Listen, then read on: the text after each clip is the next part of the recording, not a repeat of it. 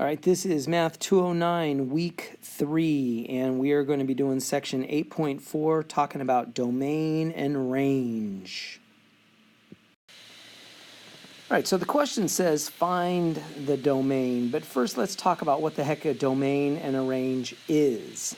All right, so a domain is the list of all the values for x. So it's all your x values. And the range, by maybe logic, is all your y values, all right? So that's what domain and range is. The domain is all the x values, and the range is all your y values. So if we want to look at the domain of this equation, so what we're going to do is we're going to imagine this graph in Desmos. So here's our graph of 2x minus 1. So you can imagine this graph going forever, all right? Now, x, here's your x values. Let me get a peek. Okay, there. Here's your x values, right?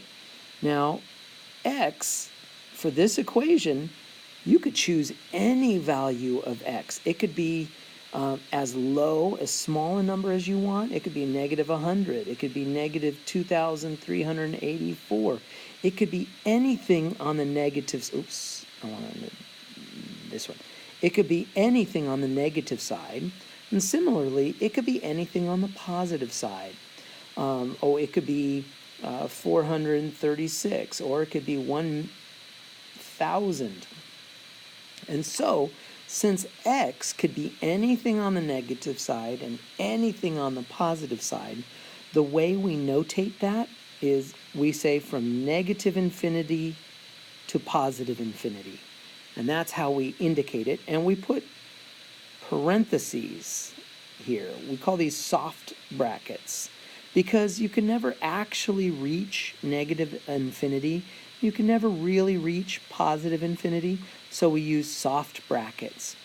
In an unusual case, let's say the x can only go as low as negative 7, all right? So it can only go as low as negative 7, and it could only go as high as positive 3. I'm just making this up, right? So let's say it could only go as low as negative 7, and it could only go as high as positive 3, all right? The way we would record that is we'd say bracket negative 7 comma 3, because we can reach negative 7 and we can reach 3. So that's why we do a hard bracket rather than the soft brackets. So the soft brackets mean you can head towards negative infinity, but you'll never actually reach it. All right, so this question, so what is the domain of this equation? It's going to be C, because your x values are allowed to be anything as low as towards the negative infinity side, and it could be anything towards the positive infinity side. All right, so here we are being asked to find the domain and the range of this same equation, which is x squared plus 8. So remember, keep in mind that the domain are all the values that x is allowed to be, and that the range is all the values that y is allowed to be. So when we take a look at x squared plus 8, so keep in mind, so where is our x values? So here is all of our x values, right here. That's all of our x values, and here are all of our y values. So when you look at your x values, this graph is going off in this to the left forever and ever and ever and ever, which means x is allowed to be anything in the negative infinity side, and it's going off in this direction in the positive infinity side. So x is allowed to be anything from the negative towards negative infinity and towards positive infinity. So the domain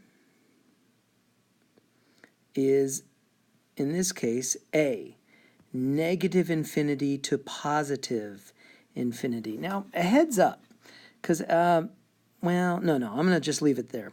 So x is allowed to be anything towards the negative side and towards the positive side, so that's the domain. Basically, it's any value. X is allowed to be any value. But it's not the same story for y. If you look at your y at the graph, you'll notice the y values.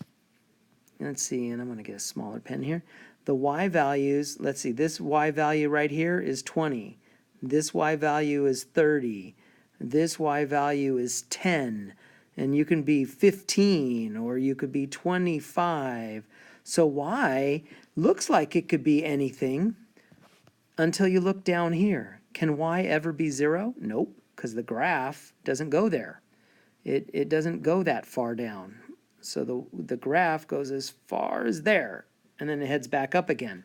So what is y allowed to be? Well, y is allowed to be 8, because that's where we are down here, at 8. And so it could be as low as 8, but then it's going to be as high as forever, as infinity. All right, so it's going to go up to infinity. So it's allowed to be 8. So we're going to say bracket 8, and then it's going to go up to infinity. But it's never going to actually reach infinity, so that's why we put a soft bracket here. Hard bracket on 8 because the range is allowed to be 8. The y value is allowed to be 8, the hard bracket, but you'll never reach infinity, so that's why it's a soft bracket. So 8 and infinity, and so that's why the answer is D. You'll notice this looks a lot like the right answer, but those are soft brackets, and we need a hard bracket on the 8.